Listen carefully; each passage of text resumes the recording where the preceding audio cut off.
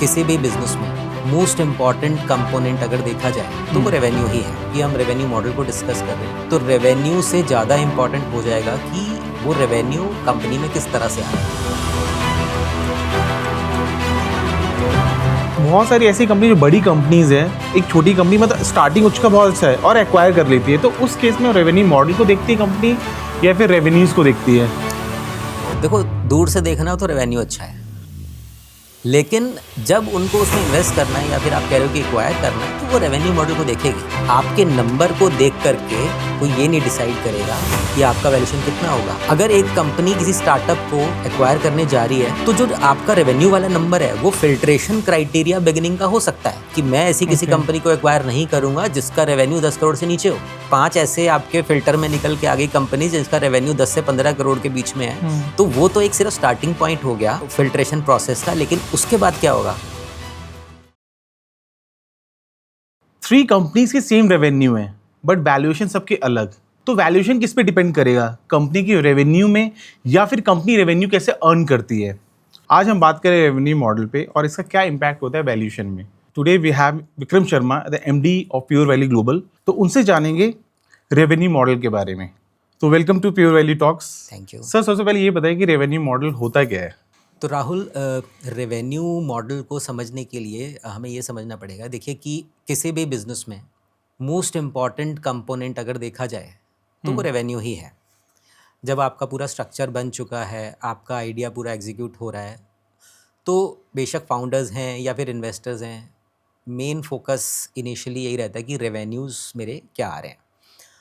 और इस केस में देखिए कि रेवेन्यू से ज़्यादा इम्पॉर्टेंट, क्योंकि हम रेवेन्यू मॉडल को डिस्कस कर रहे हैं, तो रेवेन्यू से ज़्यादा इम्पॉर्टेंट हो जाएगा कि वो रेवेन्यू कंपनी में किस तरह से आ रहा है, कौन लोग हैं या कौन एंटिटीज़ हैं जो वो रेवेन्यू पे कर रही हैं, जो प्राइसिंग है मेरे प्रोडक्ट की वो किस तरह से मेरे रेवेन्यूज़ को इम्पैक्ट करती है।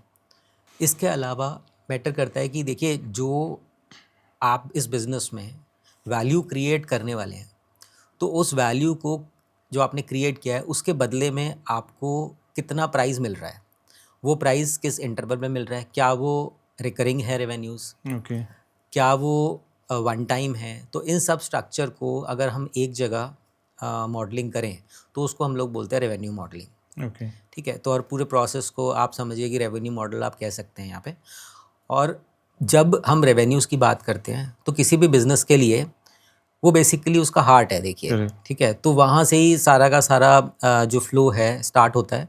तो रेवेन्यूज़ आएंगे, उसके बाद आपके इनकम कंप्लीट निकलेगा, फिर आपके एक्सपेंस साइड पे हम जाएंगे, फिर हमारे प्रॉफिट्स आएंगे और उसके बाद आपका पूरा का पूरा स्ट्रक्चर जो है फिल होगा। तो किसी भी बिज़नेस के लिए रेवेन्यूज़ किस तरह से आ रहे हैं, कौन उसको पे कर रहा है और कितना उसका फ्रिक्वेंसी है, ठीक है, और प्रेडिक्टेबिलिटी कितना है और कितना पोटेंशियल है आगे आने वाले टाइम में उन रेवेन्यूज़ का रिकर होने का, ठीक है, और इसके अलावा कितनी प्रोबेबिलिटी है कि आगे आने वाले टाइम में ये जो रेवेन्यूज़ हैं ये रिपीट होने वाले हैं। तो इन सबको अगर हम लोग क्लब करें और एक जगह पे रखें तो हम उसको हम रेवेन्यू मॉडल बोलेंगे। ओके सर, जैसे हमने स्टार्टिंग में हमने बात किया था कि 3 कंपनीज हैं, सेम रेवेन्यू है बट वैल्यूएशन अलग कैसे हो जाता है? देखिए, ऐसा है कि जब आपके बिजनेस में रेवेन्यू आ रहा है, अब आपने 3 कंपनीज की मुझसे बात की, ठीक है। अब सबसे पहली बात, ऐसा हो सकता है कि वो तीनों की तीनों कंपनीज एक ही सेक्टर की हों। तो वो जो रेवेन्यू की आप बात कर रहे हो, सपोज किसी का रेवेन्यू एक्स है और मान लेते हैं जैसे तीनों कंपनी है, तीनों का एक्स ही है। अब वो रेवेन्यू किस तरह से कंपनी तक पहुंच रहा है, करेक्ट, उस रेवेन्यू के लिए जो एग्जैक्ट मॉडलिंग किया है वो किस तरह से है, प्लस जो मेरा प्रोडक्ट है क्या एक रीजन में से आ रहा है या एक से ज़्यादा रीजन्स में से आ रहा है। तो जैसे जैसे वो डिपेंडेंसी बढ़ती जाएगी वैसे वैसे स्ट्रक्चर ऑफ रेवेन्यू चेंज हो जाएगा, ठीक है। अब रेवेन्यू आप देखिए, किसी भी बैलेंस शीट पे जब आप देखते हो तो आप एक नंबर देखते हो, लेकिन वो नंबर कंप्लीट स्टोरी नहीं है। वो नंबर लाने के लिए कंट्रीब्यूशन किस सेगमेंट का कितना है, किस प्रोडक्ट का कितना है। ऐसा हो सकता है कि जब डिफरेंट कंपनीज की आप बात कर रहे हो तो सबका कंपोजिशन डिफरेंट डिफरेंट मिले आपको।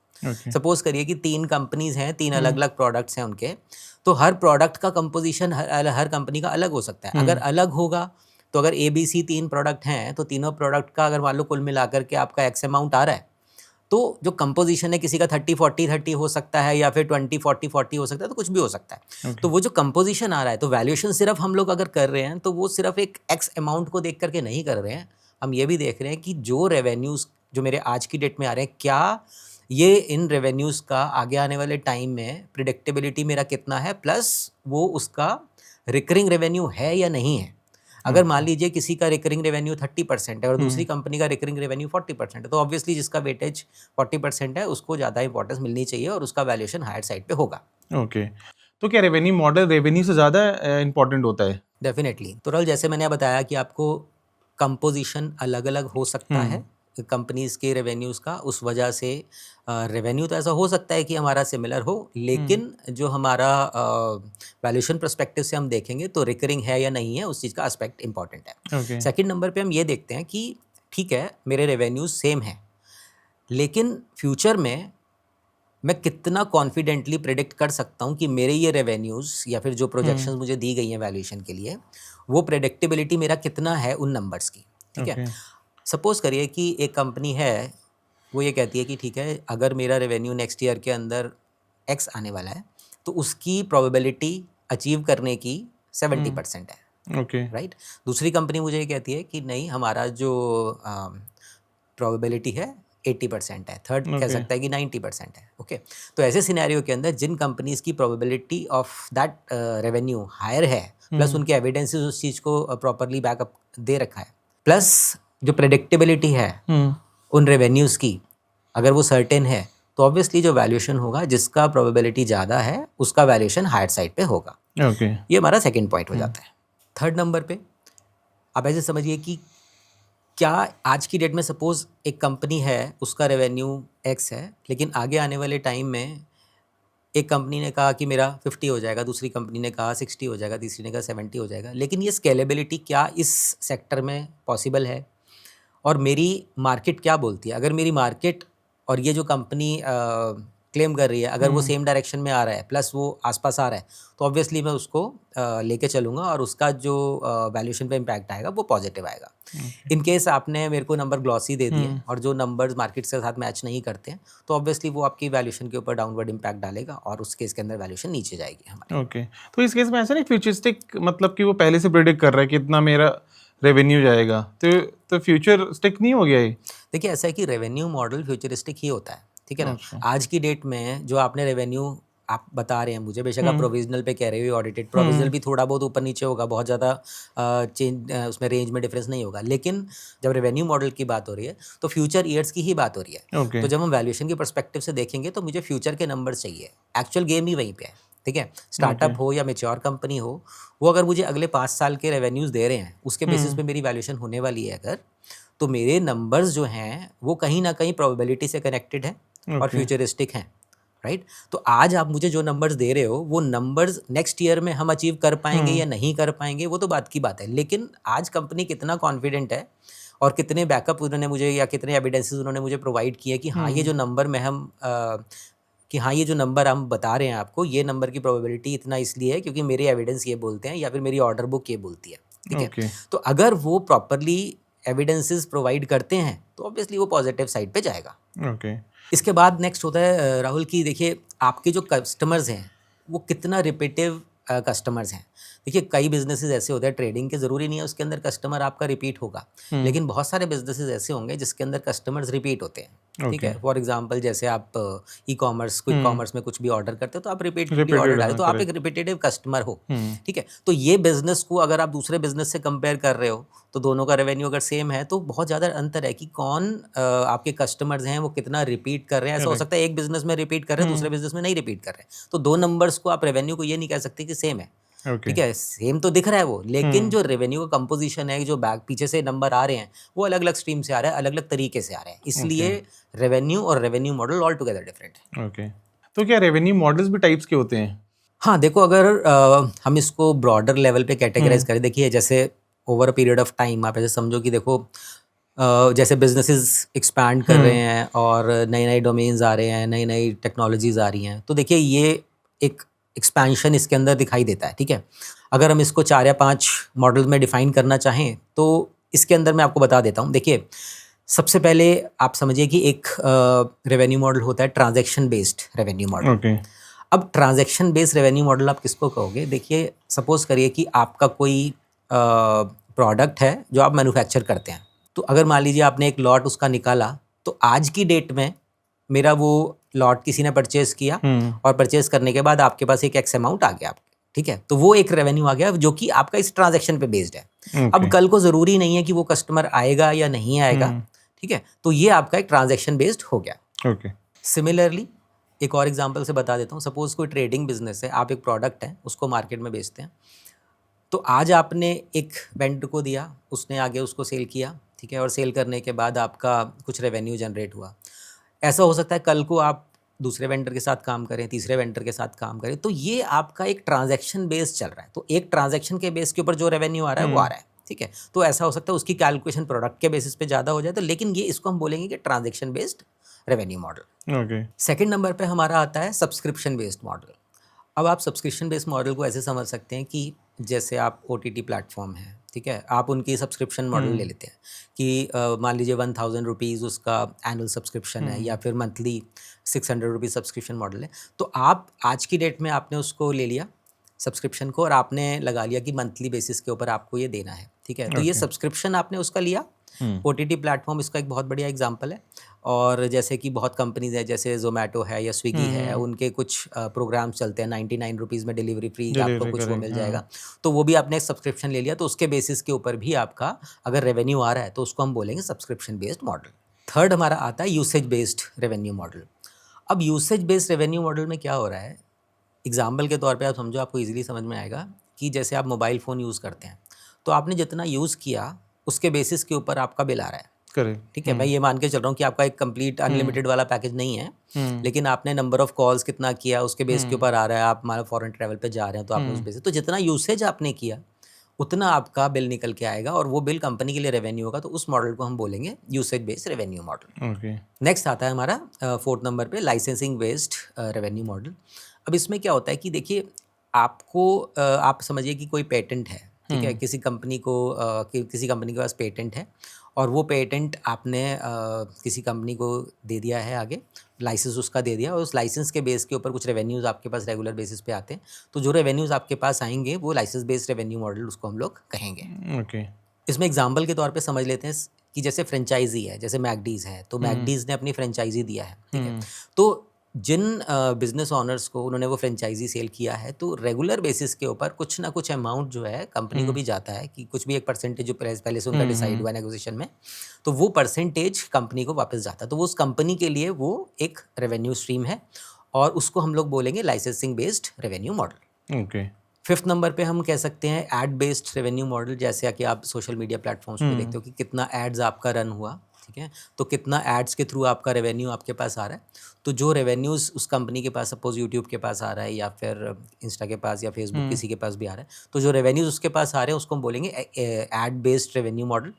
और सिक्स नंबर पे मैं आपको बता सकता हूँ कि देखिए, मार्केट प्लेस रेवेन्यू मॉडल हो सकता है। मार्केट प्लेस जैसे कि आपका एग्रीगेटर साइट है, जैसे कि ट्रिप एडवाइज़र आप देखते हैं कंपनी, ठीक है? तो उसके ऊपर बहुत सारे और प्रोवाइडर्स हैं जो अपना होटल्स या फिर अपना फ़्लाइट्स आप उसके थ्रू चूज़ कर सकते हैं, लेकिन वो उसके अंदर आपको बेस्ट निकाल के देगा। तो एग्रीगेटर टाइप मॉडल हो गया वो, ठीक है? ओके। तो वो बेसिकली अब उसको एक मार्केट प्लेस बोलेंगे और एक मार्केट प्लेस से जो रेवेन्यू उसके पास आएगा तो वो कंपनी उसको बोलेगी market place revenue based model, okay. ठीक है?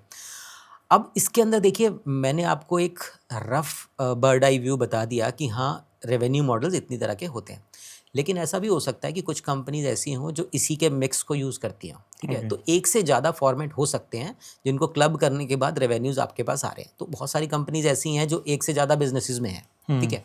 तो उनके रेवेन्यूज़ की स्ट्रीम्स बहुत ज़्यादा हो सकती हैं और कस्टमर्स का प्रोफाइल भी डिफरेंट हो सकता है। आगे आने वाले ईयर्स में हो सकता है कोई कस्टमर स्विच ऑफ कर जाए, कुछ नए कस्टमर्स आ जाएँ, ठीक है? उसकी प्रोबेबिलिटी हर दिन चेंज हो सकती है और क्वार्टरली उसके अंदर कुछ शिफ्ट हो सकते हैं। इकोनॉमिक कंडीशंस के बेसिस के ऊपर भी चेंजेस हो सकते हैं। अगर उन सभी को आप उठा कर के उसकी प्रॉपर मॉडलिंग करें और उसको ये देखें कि आगे आने वाले फ्यूचर में आपके रेवेन्यूज़ किस तरह से ऊपर नीचे जा रहे हैं, तो उस पूरे के पूरे प्रोसेस को हम लोग बोलेंगे यहाँ पे रेवेन्यू मॉडलिंग। और ये रेवेन्यू मॉडलिंग जो हो रही है, आप ये देखिए कि ये कहीं ना कहीं हाईलाइट कर रही है कि रेवेन्यू से कहीं ज़्यादा इंपॉर्टेंट हमारा मॉडल है, रेवेन्यू मॉडल है जहाँ से ये आ रहा है। क्योंकि देखिए, एक लेमन पर्सपेक्टिव से देखें तो मेरे को एक नंबर नज़र आ रहा है कि कंपनी का रेवेन्यू इतना है, लेकिन जब मैं उसको वैल्यूएशन के एंगल से देख रहा हूँ, तो वैल्यूएशन के लिए मुझे ये जानना बहुत ज़रूरी है कि उसके हर कंपोनेंट का वेट कितना है ओके और कितना फ्यूचर ईयर्स में जाकर के उसको इम्पैक्ट करेगा। ठीक है, तो प्रोजेक्शंस कुछ ऐसे नहीं निकल के आएगा कि आपने ईयर 1 के अंदर प्रोजेक्शंस निकाल के दिया तो आप एक फ्लैट नंबर दे दोगे। तो कंपनीज मुझे ये भी बताएंगी कि अगर उसकी 10 स्ट्रीम्स हैं तो 10 स्ट्रीम में किसका कितना कंट्रीब्यूशन आज है और क्या चेंजेस आएंगे फ्यूचर ईयर्स में, उसके बेसिस पे रेवेन्यू डिसाइड होगा। ऐसा नहीं होगा ईयर ऑन ईयर चलता जा रहा है 20 से 30 से 40 से, मतलब एक रफ नंबर नहीं हो सकता। It should be a very well calculated number. Okay. अगर हम बात करें एक मैच्योर कंपनी है तो उसकी वैल्यूएशन में ये रेवेन्यू मॉडल का कितना इंपॉर्टेंट रोल होता है? देखिए, कंपनी कोई भी हो, रेवेन्यू मॉडल सभी के लिए बहुत इंपॉर्टेंट है। क्योंकि आज की डेट में देखो, मैच्योर कंपनी आप किसको बोलोगे? मैच्योर कंपनी वो है जो कई साल से अपने रेवेन्यूज जनरेट करती आ रही है, लोग जानते हैं उसको, लेकिन हर कंपनी कुछ नया भी ट्राई कर रही है। तो अगर आज आप ये बोलो ना कि कोई कंपनी मैच्योर है, तो कोई कंपनी 100% मैच्योर नहीं है। ओके। हर कंपनी एक्सपेरिमेंट कर रही है, कुछ ना कुछ नया स्टार्ट कर रही नए है। नए तो प्रोडक्ट आ रहे हैं मार्केट आज कोई कंपनी मैच्योर नहीं है, वो मैच्योर प्लस स्टार्टअप है। में। ओके हर कंपनी मैच्योर प्लस स्टार्टअप है। कुछ नया तो आप ट्राई कर रहे हो, नई प्रोडक्ट में कुछ कर रहे हो, नया इनोवेशन कर रहे हो। तो आप देखो, करेक्ट। बड़ी बड़ी कंपनीज के अंदर भी छोटे छोटे प्रोडक्ट्स बनाए जा रहे हैं, उनको पहले टेस्ट किया जाता है, बिल्कुल वैसे ही टेस्ट किया जाता है जैसे स्टार्टअप्स को किया जाता है। ओके। अगर मान लीजिए कोई कंपनी ऐसी है कि उनको ऐसा लगता है कि यार हमारा तो कैश काफ़ी हाई है, तो ज़रूरी नहीं है कि हम इन हाउस इसको रिसर्च करें। तो हम क्या करेंगे, हम स्टार्टअप को ही एक्वायर कर लेंगे। तो Okay. कहीं ना कहीं मैच्योर कंपनी के अंदर भी आप ये देखिए कि कंपोनेंट स्टार्टअप वाला आ ही जाता है। तो मैच्योर कंपनी के एंगल से अगर आप देखो, सपोज करिए आपने किसी भी कंपनी की बैलेंस शीट उठा ली। आप कभी ट्राई करना कि किसी भी लिस्टेड कंपनी को आप उठाना और उसके रेवेन्यूज़ देखना। अब आपको एक फ्लैट नंबर दिखाई देगा। सपोज टाटा का आपने उठा लिया, आपने कहा एक नंबर है, आप एक नंबर के बेसिस पे आप सोच सकते हो, जो सोचना आप सोच सकते हो उसके अंदर कि हाँ ये होगा वो होगा। लेकिन जब आप उसकी बैलेंस शीट को प्रॉपरली जाके एनालाइज करेंगे, नोट्स ऑफ अकाउंट्स में जाके उसके रेवेन्यूज़ का कंपोनेंट देखोगे, तब आपको समझ में आएगा कि रेवेन्यू मॉडल कितना इन डेप्थ होता है। ओके। हम आज की डेट में इन्वेस्टमेंट्स करते हैं या फिर वैल्यूएशन हम लोग कर रहे हैं, तो बहुत इंपॉर्टेंट होता है जाके ये देखना कि जो मेरे रेवेन्यूज़ है किस डायरेक्शन से आ रहे हैं, कैसे आ रहे हैं। तो मैच्योर कंपनीज़ के अंदर आप ये देखो, एक प्रोडक्ट किसी बड़ी कंपनी को उठा के, ज़रूरी नहीं है उसके सारे प्रोडक्ट चल रहे होंगे। ओके। कोई एक प्रोडक्ट ऐसा होगा जो डोमिनेट करेगा सारे के सारे रेवेन्यूज़ को। फॉर एग्जांपल मैगी, ठीक है। Exactly. अब नेस्ले के बहुत सारे प्रोडक्ट हैं, Product, लेकिन मैगी जब चल रहा है, मैगी का एक अलग रेवेन्यू दिखाई देगा आपको अलग से, ठीक है। तो हमें ये एनालाइज करना ज़रूरी होता है कि कौन सा कंपोनेंट ऐसा है उस रेवेन्यू का जिसके बेसिस के ऊपर कंपनी प्रोजेक्शंस जो दे रही है मुझे, वो कितना ज़्यादा जस्टिफाइड है, ठीक है। तो मैच्योर कंपनी के अंदर भी आप ये समझो कि पूरा का पूरा एनालाइज करने की ज़रूरत होती है कि जो मेरे रेवेन्यूज़ निकल के आ रहे हैं, उसकी प्रेडिक्टेबिलिटी फ्यूचर में कितना है, उसकी पॉसिबिलिटी ऑफ अकरेंस कितना है, प्रोबेबिलिटी मेरा कितना जो है सपोर्ट करता है कि हाँ, अगर कंपनी कह रही है कि 80% आएगा तो 80% मैं मानूँ कि आएगा, क्योंकि पिछले ईयर्स के अंदर भी उसी तरीके से मेरी चीज़ें चली हैं।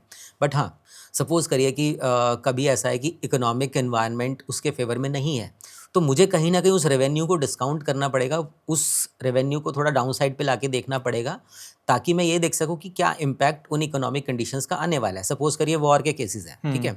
वॉर केसेस के अंदर ऑयल के प्राइसेस हैं या डॉलर की फ्लक्चुएशंस हैं, वो कहीं ना कहीं हमें अकाउंट करनी पड़ेगी वैल्यूएशन के अंदर, ठीक है। तो अगर आप उसको अकाउंट करके नहीं चलेंगे, अब वॉर हो सकता है आज ख़त्म हो गई, या हो सकता है कि 4 साल 5 साल और चलती रही, ठीक है। बट उस केसेस के अंदर वो प्रोबेबिलिटी या फिर वो जो भी उसका अकरेंस के चांसेस हैं, उसको आप पहले से ही अकाउंट करके चलेंगे, अदरवाइज आपकी वैल्यूएशन गलत आएंगी। ओके। तो जैसा अभी आपने बताया कि मैच्योर कंपनी के लिए इंपॉर्टेंट कितना होता है, अगर वहीं आप बात करें स्टार्टअप्स की, तो उसके लिए कितना इंपॉर्टेंट है देखो, रेवेन्यू मॉडल? मैच्योर कंपनीज के लिए एक बेनिफिट ये है कि उनके पास एक हिस्ट्री है, और उस हिस्ट्री से फ्यूचर के नंबर्स को एक अच्छा एविडेंस मिल जाता है, ठीक है। स्टार्टअप के केस के अंदर क्या है कि वो पीछे का जो है वो ब्लैंक पेज है, ओके। ठीक है। आप देखो, एक कंपनी मैच्योर कंपनी जिसको हम बोले, मैं कह रहा हूँ वो स्टार्टअप के दायरे से बाहर चली गई, यानी कि 10 साल से ज़्यादा की उसकी हिस्ट्री हो गई, है ना। ओके।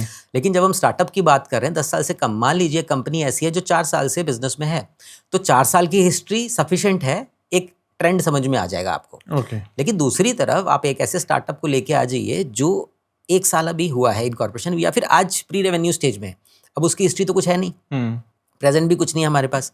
अब उसका जो वैल्यूएशन होने वाला है कहीं ना कहीं डिपेंड करेगा पूरे के पूरे प्रोजेक्शंस पे, और प्रोजेक्शंस का जो बैकबोन है वो रेवेन्यू है। ठीक है, तो रेवेन्यू जो आप लिख रहे हो सब कुछ उससे रूल हो रहा है। तो जो रेवेन्यू है आपका, उसकी कैलकुलेशन बहुत इंपॉर्टेंट है, क्योंकि जब भी इन्वेस्टर आ रहा है आपके पास, देखो आप किसी ट्रांजैक्शन में जा रहे हो, या फिर कोई इन्वेस्टर आ रहा है, या फिर कोई रेगुलेटरी अथॉरिटी उसको देख रही है, या फिर आप बैंक के पास जा रहे हो फंडिंग के लिए, लोन के लिए, तो वो आपके रेवेन्यू की क्वालिटी देखेगा। ठीक है, रेवेन्यू की क्वालिटी क्या है ना। आपने कहा कि 100 आ रहा है रेवेन्यू, ठीक है, अब वो 100 कैसे आ रहा है, आज तो आ रहा है, लेकिन अगले साल में वो रेवेन्यू उतना नहीं आ रहा है सपोज, और आपका जो एविडेंस है उसको सपोर्ट ही नहीं कर रहे हैं, ठीक है, तो वो उस रेवेन्यू को कंसिडर नहीं करेगा। तो कहने का मतलब यहाँ पे होगा कि स्टार्टअप के केस के अंदर आपको ज़्यादा बैकअप क्रिएट करना पड़ेगा, ज़्यादा स्ट्रॉन्ग एविडेंसेस रखने पड़ेंगे as compare to mature companies, otherwise वो वैल्यूएशन जस्टिफाइड नहीं होगी। ठीक है, अब देखो रेवेन्यू से कितना ज़्यादा फर्क पड़ेगा, क्योंकि आपने पूरा का पूरा जब मॉडलिंग किया होगा तो रेवेन्यू से देखो फर्क क्या पड़ेगा। आपने एक नंबर रेवेन्यू अज्यूम कर लिया, अब उसके बेसिस के ऊपर आप कॉस्ट को बाइफर्केट करते जा रहे हो, कॉस्ट बाइफर्केट होने के बाद आपका लास्ट में प्रॉफिट्स आ गए। ठीक है, इसी तरह से आपका जो रिफ्लेक्शन है आपकी बैलेंस शीट पे भी नजर आने वाला है। अब अगर आप छोटा सा कोई चेंज रेवेन्यू में कर देते हो तो आपके सारे नंबर्स नीचे के हिल जाएंगे। ओके, ठीक है, तो यानी कि सारा रेवेन्यू के ऊपर डिपेंडेंस है और सब कुछ उसके साथ रिलेटेड है। सपोज करिए मैं कह रहा हूँ एम्प्लॉय कॉस्ट है जो मेरी रेवेन्यू से लिंक कर दी मैंने। ठीक है, मैं कहता हूँ कि किसी कंपनी का जो एम्प्लॉय कॉस्ट है वो लगभग 40% 45% ऑफ रेवेन्यू आती है। ओके। अब जैसे जैसे मैं रेवेन्यूज को चेंज करता जाऊंगा मेरी एम्प्लॉय कॉस्ट चेंज होती जाएगी। ठीक है, उसके बाद हो सकता है कि मेरे ऑफिस एक्सपेंसेस वो सब चीज़ें उसके हिसाब से सारी चीज़ें डाउन द लाइन सारी चेंज होती जा रही हैं। तो एक रेवेन्यू नंबर अगर चेंज हो गया या फिर इन्वेस्टर ने चैलेंज कर दिया आपके रेवेन्यू मॉडल को, तो आपकी सारी प्रोजेक्शन हिल जाएंगी, आपकी सारी वैल्यूएशन हिल जाएगी। अब होगा क्या कि जब आप इन्वेस्टर के पास जाओगे तो वो सबसे पहले फोकस करेगा आपके रेवेन्यू मॉडल के ऊपर। वो ये देखा कि रेवेन्यू मॉडल जो आपका आ रहा है वो कितना जस्टिफाइड है। देखो जब इन्वेस्टर आपके साथ बैठेगा तो कहीं ना कहीं नेगोशिएशन होगा। नेगोशिएशन होने के बाद वीक एरिया क्या है उसको पता है कि कहाँ पकड़ना है जा करके, तो वो रेवेन्यूज को पकड़ लेगा, है ना। अब रेवेन्यूज के अंदर वो क्वालिटी ऑफ रेवेन्यू देखेगा, जो आप एविडेंसेस दिखा रहे हो उसको वो उस पर क्वेश्चन कर सकता है। तो अगर वहाँ कुछ भी गड़बड़ हुई तो बाकी सब संभालना आपके लिए मुश्किल हो जाएगा। ठीक है, क्योंकि अगर आपका रेवेन्यू हिल गया तो कॉस्ट साइड तो ऑटोमेटिकली हिल गई। अब कॉस्ट पे कोई क्वेश्चन ज़्यादा नहीं करने वाला है आपसे। ठीक है, रेवेन्यू पे सबसे पहला क्वेश्चन आएगा। ठीक है, वो प्रॉफिट्स को आप थोड़ा मैनेज करने के लिए ठीक है कॉस्ट में एडजस्टमेंट करें, वो बात की बात है। लेकिन अगर रेवेन्यू हिल गया तो आपका सारा का सारा प्रोजेक्शंस, आपका सारा का सारा फाइनेंशियल मॉडल सब हिल जाएगा, और उस बेस के ऊपर फिर जो वैल्यूएशन आएगी उसको आप कभी भी जस्टिफाई नहीं कर पाओगे। ओके, अगर वही हम बात कर लेते हैं एक मैच्योर कंपनी स्टार्टअप या एक मैच्योर कंपनी है वो टेक ओवर कर रही है या फिर स्टार्टअप को टेक ओवर कर रही है, तो उस केस में रेवेन्यू मॉडल देखा जाएगा या उसका रेवेन्यू देखा जाएगा? लाइक फॉर एग्जांपल अभी एआई बेस्ड बहुत सारी कंपनीज हैं, राइट, सॉफ्टवेयर भी बना रही है फिर, तो बहुत सारी ऐसी कंपनी जो बड़ी कंपनीज हैं, एक छोटी कंपनी मतलब स्टार्टिंग उसका बहुत अच्छा है और एक्वायर कर लेती है, तो उस केस में रेवेन्यू मॉडल को देखती है कंपनी या फिर रेवेन्यूज को देखती है? देखो दूर से देखना हो तो रेवेन्यू अच्छा है ना, लेकिन जब उनको उसमें इन्वेस्ट करना है या फिर आप कह रहे हो कि एक्वायर करना है तो वो रेवेन्यू मॉडल को देखेगी। देखो आप एक चीज़ समझो कि एक कंपनी दूसरी कंपनी को एक्वायर कर रही है, एक कंपनी किसी कंपनी में इन्वेस्ट कर रही है, कोई इन्वेस्टर कंपनी में इन्वेस्ट कर रहा है, मोर और लेस सब में एक जैसी चीज़ें हो रही हैं। ठीक है, आपके नंबर को देख करके कोई ये नहीं डिसाइड करेगा कि आपका वैल्यूएशन कितना होगा, आपके नंबर की क्वालिटी को देख करके डिपेंड करेगा कि आपका वैल्यूएशन क्या होगा। ठीक है, तो अगर एक कंपनी किसी स्टार्टअप को एक्वायर करने जा रही है तो जो आपका रेवेन्यू वाला नंबर है वो फिल्ट्रेशन क्राइटेरिया बिगिनिंग का हो सकता है कि मैं ऐसी किसी कंपनी को एक्वायर नहीं करूंगा जिसका रेवेन्यू 10 करोड़ से नीचे हो। लेकिन सपोज करिए कि 5 ऐसे आपके फिल्टर में निकल के आ गई कंपनी जिसका रेवेन्यू 10 से 15 करोड़ के बीच में है, तो वो तो एक सिर्फ स्टार्टिंग पॉइंट हो गया फिल्ट्रेशन प्रोसेस का। लेकिन उसके बाद क्या होगा, उसके बाद वो जो इन्वेस्टर कंपनी है वो जाएगी, वो उसके रेवेन्यू मॉडल को स्टडी करेगी और ये देखेगी इन सब के अंदर रेवेन्यू मॉडल किसका ज़्यादा सस्टेनेबल है, किसका ज़्यादा स्ट्रांग है और किसके एविडेंसेस ज़्यादा स्ट्रांग है। उसके बेसिस के ऊपर एक्विजिशन होगा। ठीक है। इसके अंदर देखो एन नंबर ऑफ चीज़ें हो सकती है, ये तो मैंने आपको एक रफ आइडिया बता दिया क्योंकि हम यहाँ पे रेवेन्यू मॉडल की बात कर रहे हैं। बट हाँ, अगर एक रेवेन्यू और रेवेन्यू मॉडल के पर्सपेक्टिव से हम बात कर रहे हैं तो revenue model most important part हो जाएगा। बेशक एक वैल्यूएशन एक्सपर्ट उसको देख रहा है या फिर एक इन्वेस्टर देख रहा है, इवन फाउंडर्स को भी नंबर्स से ज़्यादा फोकस करने की ज़रूरत होती है अपने रेवेन्यू मॉडल पे। आपका रेवेन्यू मॉडल आज कैसा दिख रहा है कि क्या आगे आने वाले टाइम में आप probability of occurrence of these numbers अगर आप बढ़ा सकते हो या फिर आप ऐसे सिनेरियोज क्रिएट कर सकते हो जिससे आगे आने वाले ईयर्स में मुझे फ्यूचर ब्राइट लगे, तो ऐसे सिनेरियोज के अंदर इन्वेस्टमेंट के चांसेस और वैल्यूएशन आपकी काफ़ी पॉजिटिव नज़र आती है। ओके, और इसमें इन्वेस्टर कैसे रेवेन्यू मॉडल को एनालिसिस करता है? हाँ, that's very nice question Rahul. देखो, अब जब इन्वेस्टर कंपनी में इन्वेस्ट करने वाला है तो वो सबसे पहले चेक करेगा अपने पैरामीटर्स उसके जो होंगे उसमें सबसे पहले वो देखेगा कि क्या ये जो रेवेन्यू है वो रिकरिंग है या नहीं है। क्योंकि देखो आज की डेट में तो आपने दिखा दिया कि मेरा रेवेन्यू पॉजिटिव है, वो वही देख करके ऑब्वियसली आपके पास आया है। लेकिन आज से ठीक है, उसके लिए इम्पॉर्टेंट है आज से एक वैल्यूएशन नंबर निकल के आ रहा है, लेकिन आगे आने वाले ईयर्स में क्या ये रेवेन्यूज रिकरिंग होंगे, ये वो ज़रूर देखेगा कि क्या ये रेवेन्यूज रिकरिंग है या नहीं है। सबसे पहली चीज़ वो देखेगा। सेकंड नंबर पे जो रेवेन्यूज आप देख रहे हो जिन कस्टमर्स से आ रहा है, उन कस्टमर्स का रिटेंशन कंपनी में कितना है, कस्टमर रिटेंशन के ऊपर कंपनी कितना काम कर रही है, कस्टमर फीडबैक को आप किस तरह से ले रहे हो। क्योंकि अगर आप आफ्टर सेल सर्विस ये सब चीज़ें अच्छे से दे रहे हो तो कस्टमर का रिटेंशन बहुत स्ट्रांग होगा। ठीक है, तो अगर मान लीजिए दो कंपनीज़ हैं, देखो ये बहुत ही छोटा सा कॉन्सेप्ट है कि अगर दो कंपनीज़ हैं, एक कंपनी का रिटेंशन जो है 80% है, दूसरी कंपनी का रिटेंशन 50% है और रेवेन्यूज़ दोनों के सेम है, तो आप ऑब्वियसली पीछे हो गए। अगर आपका रिटेंशन कस्टमर का 50% तो 80% वाले को वो ज़्यादा वेटेज देगा, तो वो इतना डीप में जाके देखेगा कि कस्टमर का रिटेंशन परसेंटेज कितना है। अगर रिटेंशन अच्छा है तो obviously that is on the positive side. Okay, third number पे बहुत इंपॉर्टेंट पॉइंट यहाँ पर क्या है कि रेवेन्यूज़ मेरे बढ़ रहे हैं, अच्छी बात है, लेकिन अगर मेरी कॉस्ट भी उसी डायरेक्शन में बढ़ती जा रही है और मेरे प्रॉफिट्स या कम हो रहे हैं या सेम ही रहते हैं, तो फिर क्या बेनिफिट है। ठीक है, तो over a period of time क्या मेरी स्केलेबिलिटी आ रही है। ठीक है, तो मेरे जो रेवेन्यूज जिस परसेंटेज से इंक्रीज कर रहे हैं, अगर मेरी कॉस्ट अगर सेम ट्रेंड में चल रही है और मेरे प्रॉफिट्स पॉजिटिव साइड पे आ रहे हैं, दैट इज़ फाइन।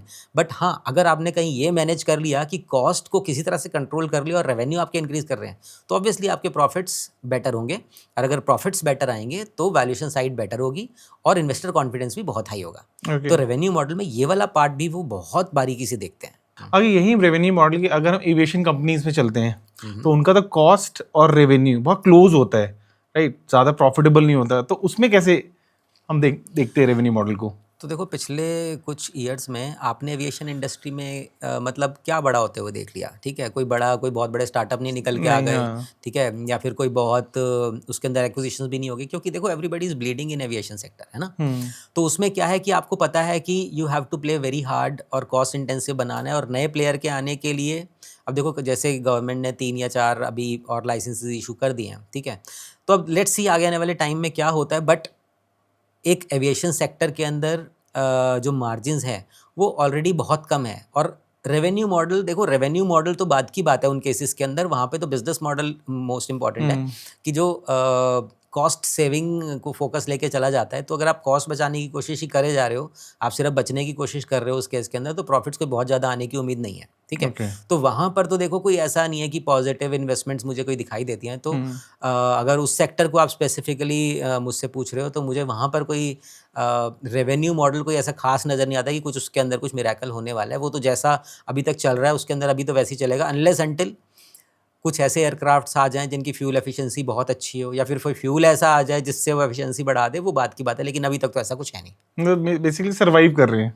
सर्वाइव कर रहे हैं, आज की डेट में तो सर्वाइव ही कर रहे हैं। अगर किसी कंपनी को रेवेन्यू जनरेट करने में फाउंडर्स की डिपेंडेंसी बहुत हाई है, तो वो देखता है इन्वेस्टर की, ठीक है अगर मुझे आना है इस कंपनी में तो सबसे पहले मुझे इस फाउंडर को सिक्योर करना होगा। Okay. या फिर इसे मुझे किसी लीगल कॉन्ट्रैक्ट में बाउंड करना पड़ेगा कि 4 साल 5 साल आप छोड़ के नहीं जा सकते हो, तब तक आपको कंपनी में रहना है। और बहुत सारे केसेस में ऐसे होता है कि जो फाउंडर्स के लिए एक क्लॉज आता है कि हाँ 2 साल 3 साल से पहले आपको एग्जिट नहीं मिलेगा कंपनी से, ठीक है। तो वो भी एक बहुत इंपॉर्टेंट फैक्टर होता है।